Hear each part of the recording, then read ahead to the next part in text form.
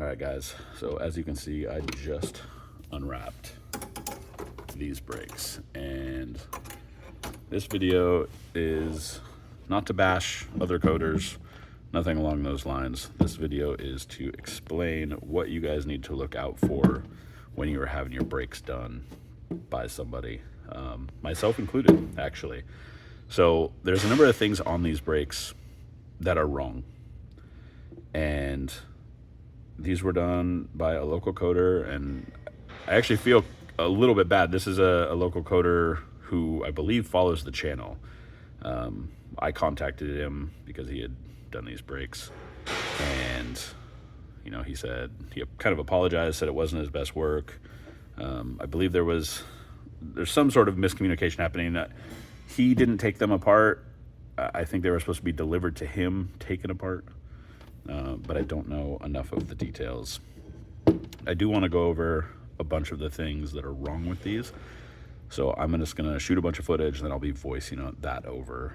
All right, this is what we'll call this caliper 1. I'm going to go over each of the 4 of these and kind of go over some of the problems. So this is anodized red over super chrome. Some of the first things you can see without me even moving this, you can see this big dark line right here. This is super chrome that has been shot too heavy. Some of you guys know when you shoot super chrome or ultra black chrome, for example, too heavy, it gets these weird, like gray, hazy lines in it. That, of course, shows through to on any translucent powder.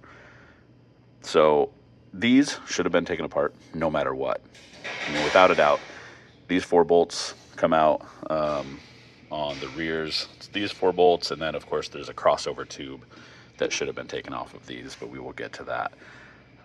One of the next things to look into here is the fact there's powder in the bores. There's powder in about half the bores total. You can see a bunch more in that. And this is a real problem. Keep in mind, guys, this is the thing that stops somebody's car. You can't have stuff like that happening. This Brembo logo, obviously, this is center. Obviously, that's incredibly crooked. There was some masking that was done. It's not the cleanest masking on the planet, but I mean, some effort was made. As you can see, all the little pad seats in here were done. Once again, powder in the bores, kind of on every side. Areas like this where it's incredibly light, you can see where it's very pink. Now, to be fair, this is inside here. Probably nobody's going to see it. Not a huge deal necessarily. There's a ton of buildup on these bolts, like you'll never get the tool back on these bolts. He did put plugs in some places where the guide pins go for the pads, which is good, but shouldn't be necessary. There's actually just way too much powder on these. Didn't take the crossover tube off. Now, this is a piece of rubber right here, so these should have been taken off. Even if they do get coated, those should have come off. You normally can just put a slit in these, and then you can slide them right back on when you're done. You have stuff like this. This was a giant bubble. I'm sure you guys have seen this before. Little air pocket gets trapped in here as this starts to cure. This air bubble pops out. And then you have all this. These are all outgas bubbles that happen because these were not split apart. So let's see.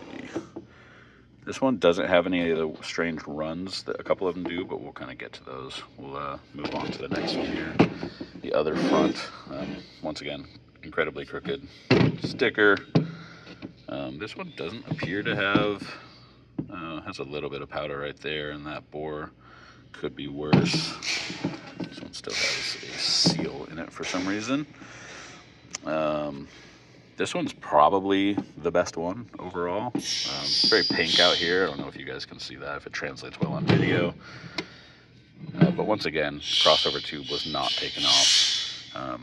Lots of debris down in here. Not a huge deal to have the debris down in here, but if you're paying good money to get your brakes done, it's kind of a problem.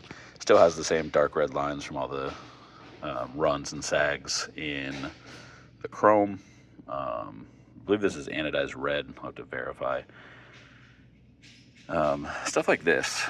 This is a real problem, because this big thick area of powder should be taken off. Even if you have this built up, there's a tool called a deburring tool that you could run around this and clean this edge up.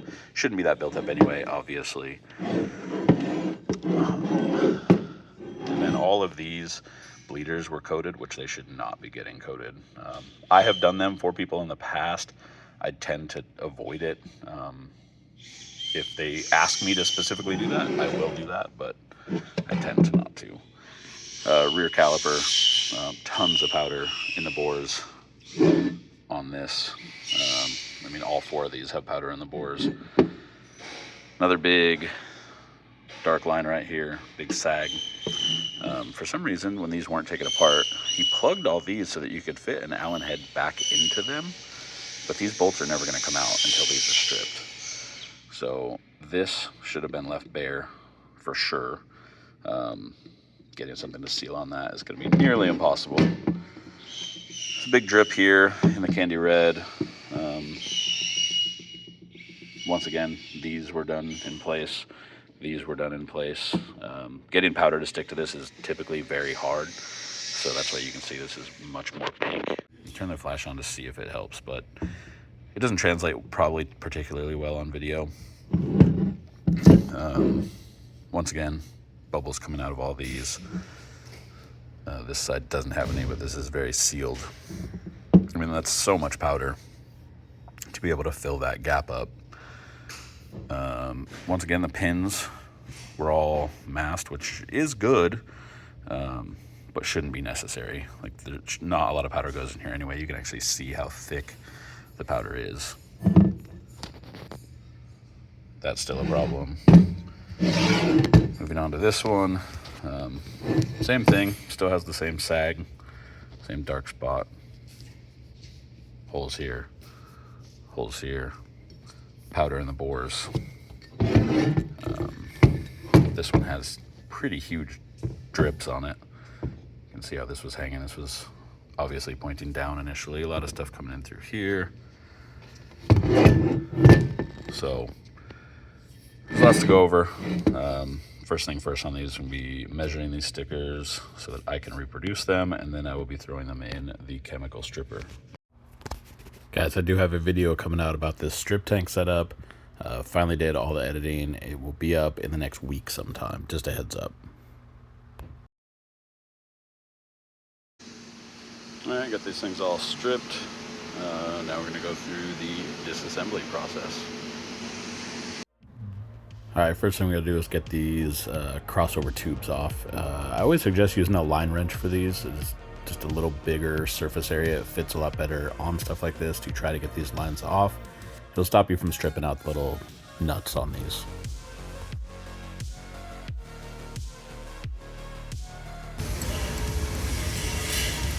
Feel very gritty. Sand in them. Sand in here.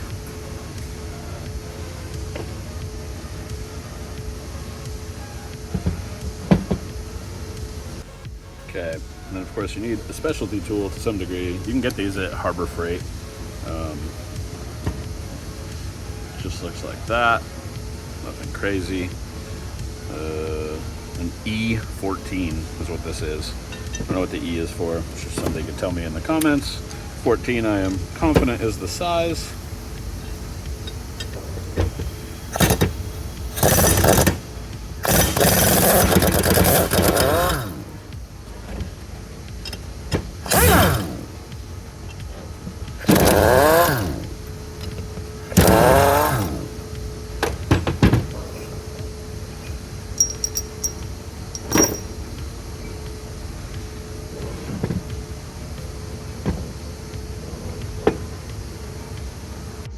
I wanted to point out real quick, this is what happens if you try to shove a socket onto these and it's not the right one. It basically immediately strips them. These were already like this when I started.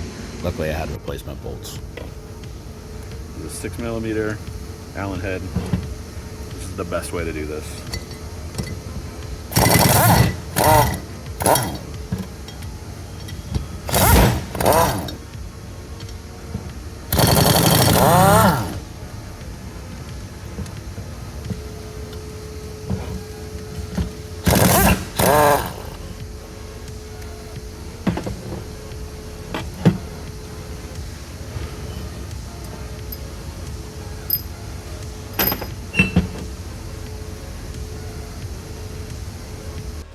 Next up is getting these things ready for blasting. I've been using this 3M tape. I keep meaning to put like the product number on because I get asked about it quite a bit. This is a great tape for blasting, by the way. I use this on basically anything I need to mask off for blasting, just to protect vital areas like machine surfaces, things of that nature. I'll try to put it down in this. If not, it'll be in the next few videos anyway, so I'll be making sure to put that in there for you guys. This is a blasting. Don't know why I got all blurry, but we're past it. So anyway. I got these halfway prepped. So I taped all these up the way that I normally tape them or mask them, however you want to say it, and blasted these. These are the ones that have only been stripped. As you guys saw earlier, these had been sandblasted. They just hadn't been disassembled. So there'll be some kind of distinct differences about what got done versus what didn't get done. I just wanted to show you a couple of the key kind of points. You have stuff like this. Now this is obviously on both these because I taped these both. When you blast just this assembled, this is sticking out from this piece here. And so this is actually going to be visible. Now you could try to define this line right here in masking when you coat it. Being that this is a 2-stage, I don't think I would probably try that. If you're doing single stage, you can probably get away with it, but you can't see enough of this for it to matter. So I tend to just leave it bare. And the other thing you'll see that has all the black stuff still in it, whereas this one has been blasted properly. So once again, you got those brake lines in there and they're blocking a lot of the stuff. But I got everything basically prepped up on this side. I'm going to tape these ones up. I'll make a quick video time lapse of that, and we'll get those blasted and we'll get these in for outgassing. Now that these things have been blasted and outgassed, I masked them all off. I did cut out circles on the plotter, same as I've done in some of the last couple videos. Gonna keep doing that. It works great.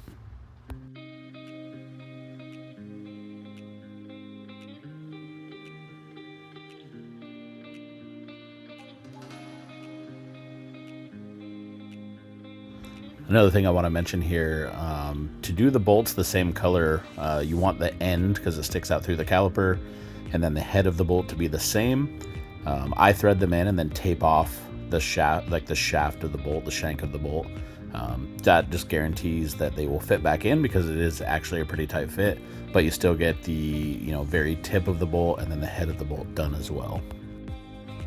If you guys are enjoying this video or like powder coating videos or powder coating content, be sure to hit that like button, subscribe to the channel, turn on all notifications. You'll get a heads up every time we post new videos.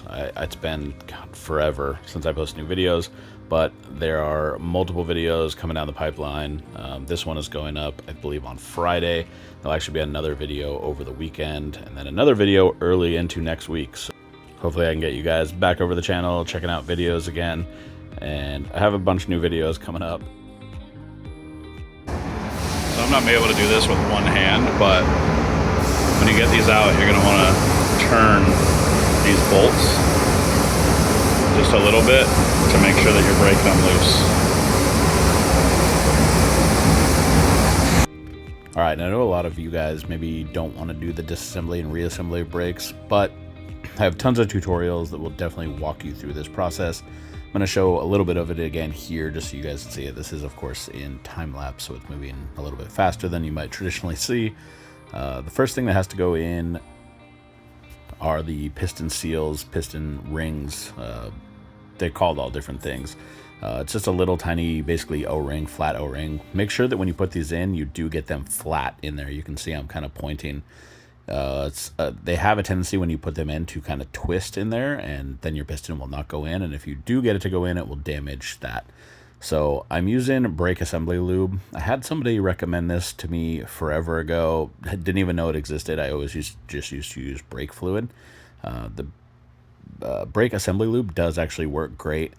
I found it just on eBay, I think it is, but I think Amazon has it as well. You can definitely find it if you just Google brake assembly lube. Just make sure you're getting the right stuff. There's a lot of stuff that is not specific for pistons. I'll actually try to get a link to the one that I did. I found this one on eBay. The lube works great though. This is once again me just putting in those little seals, and then I have fresh everything. I was actually supplied with fresh pistons for this entire job, fresh seals, fresh everything. If you ever do rebuild brake calipers, specifically Brembos, you don't necessarily need to replace the pistons. A lot of people like to do that. The pistons don't really wear unless it's a very high mileage car. It's seen a lot of abuse. But basically you just lube those up and then slide them right back in. I tend to put the dust shields or dust covers on these pistons before I press them in. It just makes it a little bit easier. Then it also gives you kind of a set point to where how far you need to press the pistons in. There isn't a too far, so you could press the pistons in all the way down until they seat at the very bottom of the piston, very bottom of the bore rather. Does not affect anything. There is no downside to doing it that way.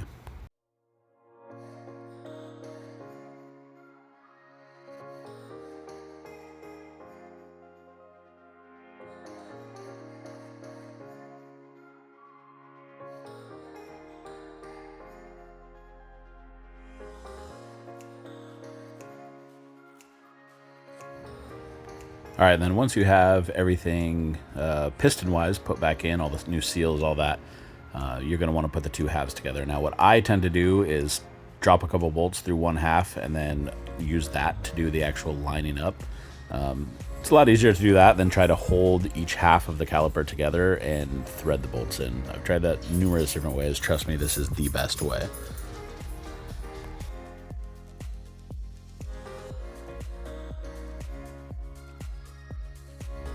Now, these crossover tubes, I don't like to put 2 stages of coating on. This is me just cutting those rubber pieces off. You just put a nice slit in them, sandblast them. I clean them very well with brake cleaner before and after, and then I just coat them single stage in a color that isn't going to be ridiculous. In this case, I just did gloss black. Then throw these back on for reassembly. In some of my other brake tutorials, I show the right way to mask these off. I also show how to hang them. A lot of people don't know how to hang them, and I found what I believe to be a pretty effective way, and I definitely suggest going that route. I was also supplied with brand new bleeders and caps. You don't necessarily need brand new bleeders, but everything else was being replaced on this, so the bleeders are probably the cheapest thing to replace on all of these. So I actually recommend doing it, but I can also tell you you don't have to do it every time. So this is them. They came out great. Didn't put the logos on. Customer wanted to do that himself. These are now on his Camaro. The customer actually was local to me and then has since now moved to Texas, and hopefully he's still enjoying these brakes. Appreciate you guys checking out the video. Look forward to seeing you at the next one.